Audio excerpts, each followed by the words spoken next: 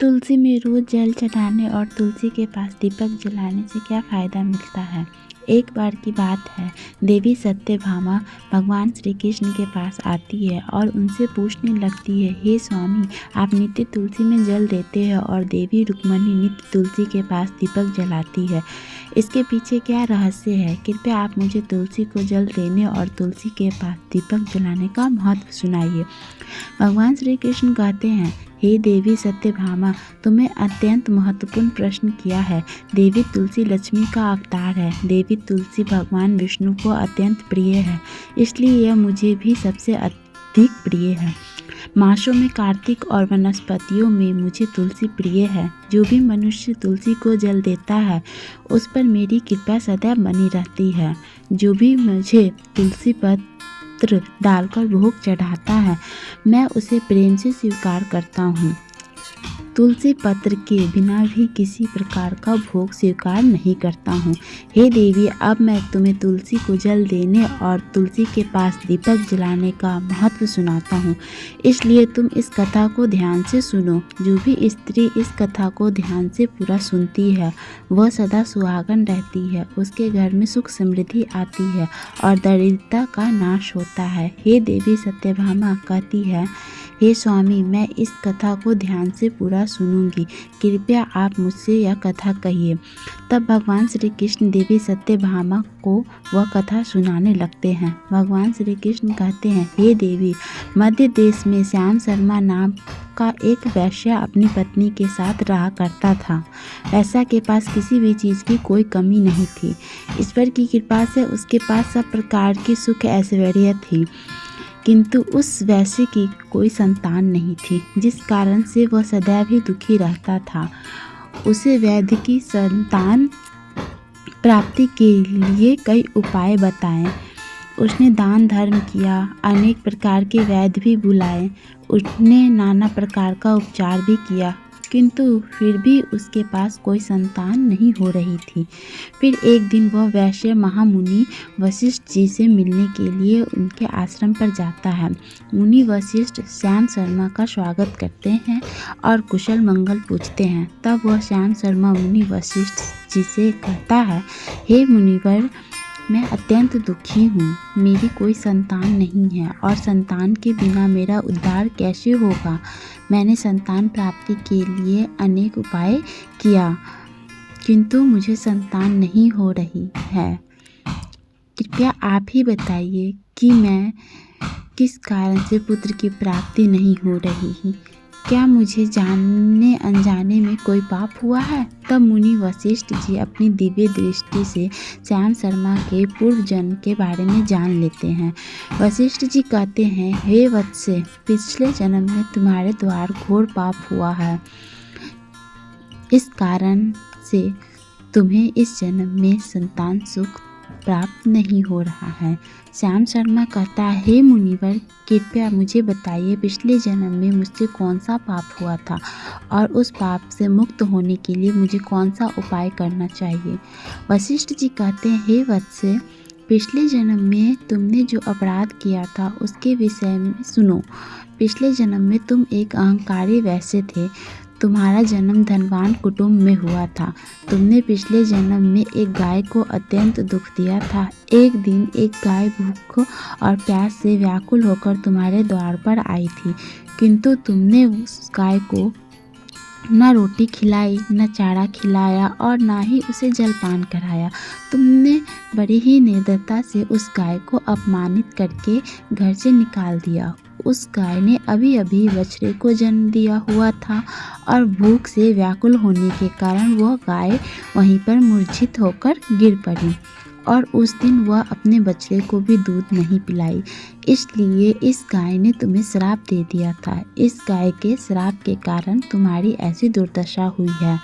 उस गाय के श्राप के कारण तुम्हें इस जन्म में संतान नहीं हो रही। वशिष्ठ जी की बात सुनकर उसे श्याम शर्मा को बड़ा दुख हुआ और वह स्वयं को कोसते हुए कहने लगा, हाय, यह मैंने क्या किया। एक बेचारी दुखी गौ माता की सेवा नहीं की। मैंने बहुत बड़ा अपराध किया है और उसी दंड मुझे भोगना पड़ रहा है। श्याम शर्मा वशिष्ठ जी से कहता है, हे मुनिवर, मुझे बहुत बड़ा अपराध हुआ है। अब मैं इस पाप का प्रायश्चित कैसे करूं? कृपया आप ही मुझे मार्गदर्शन दीजिए। मैंने जो पाप किया है उससे मुक्ति का कोई तो उपाय अवश्य होगा। मैं अपना सब कुछ देकर उसे पाप का प्रायश्चित करूंगा। कृपया आप ही कोई उपाय बताइए। मुझे संतान प्राप्ति की कोई शक्ति है, संतान प्राप्ति हो सकती है, क्योंकि शास्त्र कहते हैं पुत्र के बिना मनुष्य का उद्धार नहीं हो सकता। तब मुनि वशिष्ठ कहते हैं, हे वत्स्य, इस पाप का एक ही उपाय है। तुम पुत्र प्राप्ति के लिए पुत्रेष्ट यज्ञ करो। इसी यज्ञ से फल स्वरूप तुम्हें संतान की प्राप्ति होगी। इस यज्ञ को संपन्न करके तुम ब्राह्मण को भोज कराओ, वस्त्र और गाय का दान करो। तुम्हें इस पाप से मुक्ति मिलेगी। तब श्याम शर्मा वशिष्ठ जी को धन्यवाद देते हुए कहता है, हे मुनिवर, आपका कोटि कोटि धन्यवाद है। मैं आपके कहे अनुसार अवश्य ही पुत्र श्रेष्ठ यज्ञ करूँगा और ब्राह्मणों को गायों का दान कराऊंगा। इतना कहकर वह श्याम शर्मा शीघ्रता से अपने घर पर लौट आता है और अपनी पत्नी से सारी हकीकत सुनाता है। फिर वे दोनों ही पुत्र श्रेष्ठ यज्ञ की तैयारी करते हैं। अनेक ऋषि मुनियों के नियंत्रण देकर वह श्याम शर्मा पुत्र श्रेष्ठ यज्ञ संपन्न करता है और उन ऋषि मुनियों तथा ब्राह्मणों को गाय का दान करता है। यज्ञ के संपन्न होने के पश्चात यज्ञ का आग से अग्निदेव प्रकट होते हैं और उस श्याम शर्मा से कहते हैं, हे श्याम शर्मा, आज तुम्हारा यज्ञ सफल हुआ। तुमने पुत्र प्राप्ति के लिए यज्ञ किया था, इसलिए तुम्हें मेरी कृपा से एक पुत्र की प्राप्ति होगी। किंतु तुम्हारे पुत्र की आयु केवल 18 वर्ष की ही होगी और 18 वर्ष समाप्त हो जाने के बाद पश्चात तुम्हारे पुत्र की मृत्यु हो जाएगी। इतना कहकर अग्निदेव अंत धैर्य हो जाते हैं। पुत्र श्रेष्ठ यज्ञ करके और अग्निदेव से पुत्र का वरदान प्राप्त करके वह श्याम सुंदर बहुत प्रसन्न तो हुआ, किंतु उसे बड़ा दुख हुआ। श्याम शर्मा ने सोचा, पुत्र न होने से अच्छा है कम आयु वाला पुत्र ही ठीक है। फिर वह पहले की तरह अपने कार्य में लगा रहा। कुछ दिनों के पश्चात उसकी पत्नी ने गर्भ धारण किया। श्याम शर्मा ने पुत्र के जन्म से पूर्व किए जाने वाले सभी संस्कार किया और फिर उसने एक अत्यंत सुंदर पुत्र की प्राप्ति हुई। वह बालक बड़ा ही तेजस्वी दिखाई पड़ने लगा। श्याम शर्मा ने पुत्र के जन्म के बाद किए जाने वाले सभी संस्कार किया और पुत्र को गुरुकुल में शिक्षा देने का प्रदान किया। श्याम शर्मा का पुत्र जैसे जैसे बड़ा होने लगा, श्याम शर्मा को बहुत अधिक चिंता सताने लगी। फिर जब उसका पुत्र 16 वर्ष का हुआ तो श्याम शर्मा की पत्नी ने उसे कहा, अब हमें अपने पुत्र का विवाह कर देना चाहिए। हमारा पुत्र अब विवाह के योग्य हो गया है। श्याम सुंदर ने कहा, हे प्रिय, विधि के विधान के अनुसार हमारे पुत्र की आयु केवल 18 वर्ष की ही है। 18 वर्ष के पश्चात हमारे पुत्र की मृत्यु हो जाएगी, इसलिए हमें इसका विवाह करके किसी कन्या के जीवन को बर्बाद नहीं करना चाहिए। वह तो 2 वर्ष का विधवा हो जाएगी, फिर उसके जीवन में अनेक कष्ट सहन करने पड़ेंगे। लेकिन श्याम सुंदर की पत्नी नहीं मानी, वह अपने पुत्र का विवाह होता देखना चाहती थी। श्याम सुंदर की पत्नी कहती है, हे नाथ, कुछ भी हो, मैं अपने पुत्र को अविवाहित मरते हुए नहीं देख सकती। हमारे पास किस चीज़ का कमी है? हमारी पुत्र वधू इस संपत्ति को प्राप्त करके सुखी जीवन जी सकती है, इसलिए आप संकोच न करें और हमारे पुत्र के लिए सुंदर कन्या की खोज करें। अपनी पत्नी की मन के आगे श्याम शर्मा की एक न चली और वृद्ध पुत्र की विवाह के लिए मान गया। फिर उसके पास के नगर में रहने वाली एक अत्यंत गरीब वैश्य की पुत्री के साथ पुत्र का विवाह संपन्न किया। श्याम शर्मा की बहू का नाम सुभद्रा था। वह अत्यंत गुणवान, चरित्रवान और पवित्रता नारी थी। वह अपने पति के मृत्यु की बात नहीं जानती थी। सुभद्रा नित्य अपने सास ससुर और अपने पति का सेवा करने लगी। वह सभी के साथ बड़े प्रेम से रहती और कभी किसी की आज्ञा का उल्लंघन नहीं करती थी। उसने अपनी मधुर वाणी से कार्यकुशलता से सभी के मन को जीत लिया। इस प्रकार से 2 साल बीत गए और फिर वह समय निकट आ गया जब श्याम शर्मा के पुत्र की मृत्यु होने वाली थी। श्याम शर्मा को बड़ा भय लगने लगा।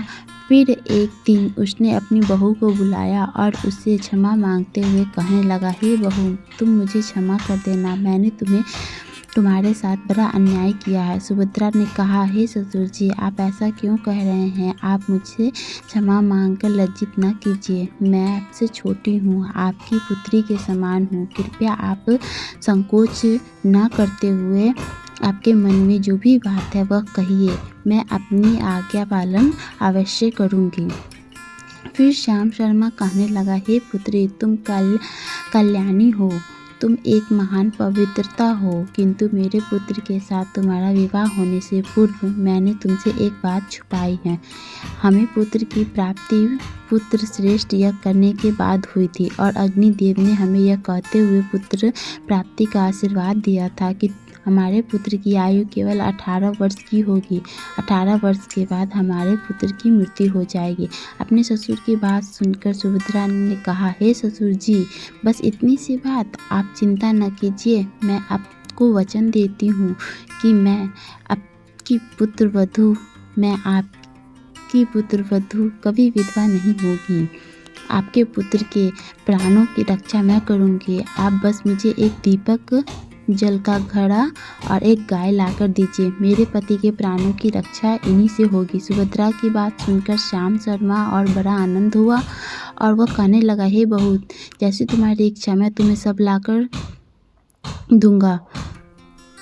इतना कहकर श्याम शर्मा ने अपनी बहू को वह तीनों चीज़ लाकर दिया। फिर जब वह दिन निकट आए जिस दिन सुभद्रा के पति की मृत्यु होने लगी, उस दिन सुभद्रा ने सुबह उठते ही तुलसी को जल चढ़ाया और उसे प्रणाम करते हुए तुलसी के पौधे पर एक चुंदरी बांधी और तुलसी माता से प्रार्थना की, हे तुलसी माँ, मैं आपको चुंदरी चढ़ा रही हूँ, कृपया अब तुम ही मेरी सुहाग की रक्षा करना। फिर सुबह के समय यमराज एक दूत के सामने श्याम शर्मा के पुत्र के प्राण लेने के लिए उसके घर पर आ गया। जैसे ही वो अपने घर में प्रवेश करने लगा, तब तुलसी के पौधे ने उसे रोक दिया और कहा, हे यमदूत, इस घर में निवास करने वाली स्त्री ने मुझे चुंदरी चढ़ाई है और इसलिए अब इससे सुहागन की रक्षा मैं कर रहा हूँ। तुम इसके घर में प्रवेश नहीं कर सकते। इतना कहकर तुलसी ने यमराज को उस दूत को घर से जाने के लिए रोक दिया। वह दूत भयभीत होकर सुभद्रा की पत्नी के पास प्राण लिए बगैर यमरूपी लौट गया। यमरूपी में जाकर उसने यमराज से कहा, हे धर्मराज, मैं धरती लोक पर एक पुरुष के प्राण लेने के लिए गया था, किंतु तुलसी के पौधे ने मेरा रास्ता रोका। उस तुलसी के पौधे के कारण मैं घर में प्रवेश नहीं कर पा रहा हूँ। इस बात पर यमराज को बड़ा क्रोध आया। फिर उन्होंने अन्य 2 दूतों को बुलाया और कहा, तुम अब शाम के समय सुभद्रा के घर पर जाओ। अब तुलसी का पौधा सो रहा होगा, तुम उसके पति के प्राण लेकर यमलोक आ जाओ। फिर शाम के समय यमराज के दूत सुभद्रा के घर पर निकल पड़े। सुभद्रा ने शाम होते ही तुलसी के पास एक दीपक जला दिया और उससे प्रार्थना की, हे दीपक, अब तुम ही मेरे पति के प्राणों की रक्षा करो। यह के दूत मेरे पति के प्राण देने के लिए आ रहे हैं। फिर शाम हो गई, तुलसी का पौधा सो गया और यमराज के 2 दूत सुभद्रा के घर के सामने आकर खड़े हो गए और सोचने लगे, अब तो इस मनुष्य का प्राण लेकर ही हम यमरूपी लौटेंगे। जैसे ही हम यम के दूत सुभद्रा के घर पर प्रवेश करने लगे, तुलसी के पास लगाए हुए दीपक ने उसका रास्ता रोक दिया और सुभद्रा है दूतों को अब सुभद्रा की पत्नी ने प्राण के लिए ही ले जाने सकते। उस स्त्री ने मुझे प्रज्वलित करके उसके पति के प्राणों की रक्षा करने की प्रार्थना की, इसलिए अब मैं उसके पति के प्राणों की रक्षा कर रही हूँ। इसलिए तुम आज उसके पति के प्राण नहीं ले जा सकते। तुम यहीं से लौट जाओ, नहीं तो मैं सब कुछ जलाकर भस्म कर दूंगी और मेरी अग्नि में तुम्हें दोनों को भी जलाकर भस्म हो जाओगे। उस दीपक की बात सुनकर यमराज के दोनों दूत अत्यंत भयभीत हो गए और फिर लौटकर यमराज के पास चले गए। वहां जाकर उन्होंने यमराज से सारा वृत्तांत सुनाते हुए कहा, हे यमराज, आपकी आज्ञा का पालन करते हुए हम दोनों शाम के समय उस पुरुष के प्राण लेने के लिए गए थे, किंतु तुलसी के पास लगाए हुए दीपक ने हमारा रास्ता रोक दिया, इसलिए हम खाली हाथ ही लौट आए। यह सुनकर यमराज को बड़ा क्रोध आया। फिर उन्होंने अन्य 4 दूतों को बुलाया और कहा, अब तुम सुभद्रा के जगने से पहले जाओ और उसके पति के प्राण लेकर आ जाओ। यमराज के आज्ञा पालन दूत सुबह सुभद्रा के घर की तरफ जाने लगे, लेकिन इधर सुभद्रा ने रात को ही घर के दरवाजे के सामने जल से भरा लोटा रख दिया और उससे प्रार्थना की, मेरे पति की रक्षा कीजिए। यम के 2 दूतों मेरे पति के प्राण लेने के लिए आ रहे हैं, अब आप ही मेरी सुहाग की रक्षा कर सकते हैं। इतना कहकर वह सुभद्रा सोने के लिए चली गई। इधर यम के दूत सुबह सुभद्रा के जगने से पहले ही उसके घर पर पहुंच गए। जैसे ही वह घर के अंदर प्रवेश करने लगे, तब उस लोटे के अंदर भरे हुए जल के कहा, तुम रुक जाओ, अब तुम इस घर में प्रवेश नहीं कर सकते। यह घर अब मेरी सुरक्षा में है। मैं सुभद्रा के पति के प्राण तुम्हें लेकर जाने नहीं दूंगा। तुम अब इस घर में प्रवेश किया तो मैं नरक की अग्नि को बुझा दूंगा, जिससे सारा नरक लोग डूब जाएगा। यह सुनकर यमराज बेचारे दूत घबरा गए और एक दूसरे की तरफ देखकर उस स्थान से भाग गए। वे सभी यम के दूत यमराज के पास लौट गए और उनसे कहने लगे, हे धर्मराज, आपकी आज्ञा का पालन करने के लिए हम चारों सुभद्रा के जागने से पहले ही उसके पति के प्राण लेने के लिए पहुंच गए थे, किंतु सुभद्रा घर के बाहर रखे हुए जल के लोटे से हमारा मार्ग रोक लिया और इसी कारण से हम उसके घर में प्रवेश नहीं कर सके। अब यमराज को बहुत ही अधिक क्रोध आया। इस बार उन्होंने 8 यमदूतों को बुलाया और कहा, हे यमदूत, अब शीघ्रता से जाओ और बलपूर्वक उस मनुष्य को प्राण खींचकर यमलोक लेकर आओ। वह फिर 8 यमदूत यमराज की आज्ञा का पालन करते हुए पृथ्वी लोक पर उस सुभद्रा के घर के पास आते ही तो देखते हैं उस सुभद्रा के घर के सामने एक गाय खड़ी है। सुभद्रा ने यमदूतों के आने से पहले ही अपने घर के सामने गाय को बांध दिया था और गौ माता से विनती की थी, हे गौ माता, आज यमदूत मेरे पति के प्राण लेने के लिए आ रहे हैं, अब आप ही मेरी सुहाग की रक्षा कर सकती हो। हे गौ माता, मैं आपकी शरण में आई हूँ, कृपया मुझे विधवा होने से बचा लीजिए। उस गाय ने कहा, हे पुत्री, तुम चिंता मत करो, तुम्हारे पति के प्राणों की रक्षा मैं स्वयं करूंगी। मेरे होते हुए यम के दूत तुम्हारे घर में प्रवेश नहीं कर पाएंगे, इसलिए तुम चिंता से मुक्त होकर घर में अपने पति की सेवा करो। फिर जैसे ही वे यमदूत घर के अंदर प्रवेश करने के लिए आगे बढ़ते हैं, तब वह गाय ही उन्हें रोक देती है और कहती है, इस घर में तुम लोग प्रवेश नहीं कर सकते, इस घर की रक्षा मैं कर रही हूँ, मेरे रहते कोई भी इस घर के अंदर प्रवेश नहीं कर सकता। यदि तुमने घर के अंदर प्रवेश करने का प्रयत्न किया तो मैं तुम सभी को श्राप दे दूंगी। अगर तुम्हें इस घर के अंदर प्रवेश करना है तो तुम सभी को गौ हत्या का पाप लगेगा, जिसका कोई प्रायश्चित नहीं है।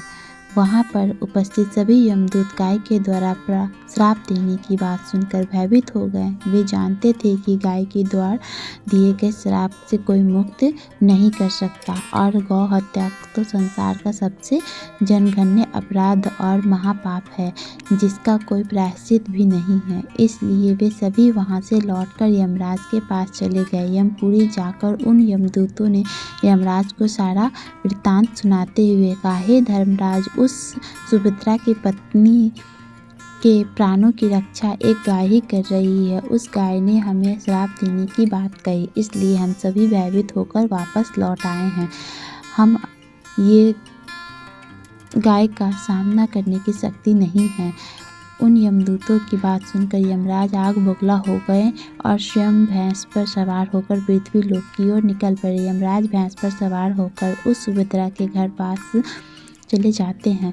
यमराज को अपने घर के सामने खड़ा हुआ देखकर सुभद्रा भयभीत हो जाती है और जल्दी से यमराज के चरण स्पर्श करके उन्हें नमस्कार करती है और उनकी स्तुति करने लगती है। हे यमराज, आप तो तीनों लोक के प्राणियों पर कृपा करने वाले महान देवता हैं। इस संसार के समस्त प्राणियों के पाप और पुण्य का लेखा जोखा आप अपने पास रखते हैं। हे न्याय के देवता धर्मराज, मैं सत्य धर्म का पालन करने वाली पवित्रता स्त्री हूँ।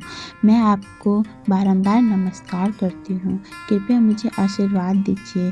सुभद्रा के पास द्वारा की गई स्तुति से यमराज अत्यंत प्रसन्न होते हैं और उनसे अनजाने में सदा सुहागन रहो ऐसा कहकर आशीर्वाद देते हैं। फिर यमराज सुभद्रा के पति के प्राण ले जाने के लिए आगे बढ़ते हैं तो सुभद्रा कहती है, हे धर्मराज, आपने अभी मुझे सदा सुहागन रहने का आशीर्वाद दिया है और आप मेरे पति का प्राण लेने जा रहे हैं।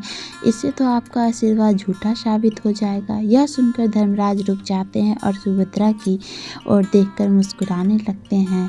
सुभद्रा के निर्मल हृदय और अपने पति के प्रति समर्पण भाव देखकर यमराज अत्यंत प्रसन्न होते हैं। सुभद्रा की ओर देखकर यमराज कहते हैं, हे पुत्री, आज तुमने साक्षात मृत्यु को ही पराजित किया है। मैं तुम्हारे पवित्र धर्म से अत्यंत प्रसन्न हूँ। अब मैं तुम्हारे पति को प्राण छोड़ देता हूँ। तुम्हारी जो भी मनोकामना वह मुझसे मांग लो। सब सुभद्रा ने कहा, हे धर्मराज, मैं अपने पति के लिए 100 वर्ष की आयु मांगती हूँ। मेरे लिए मेरे पति ही परमेश्वर है। मैं अपने पति को छोड़कर जीवित नहीं रह सकती, इसलिए आप मुझे यही वरदान दीजिए।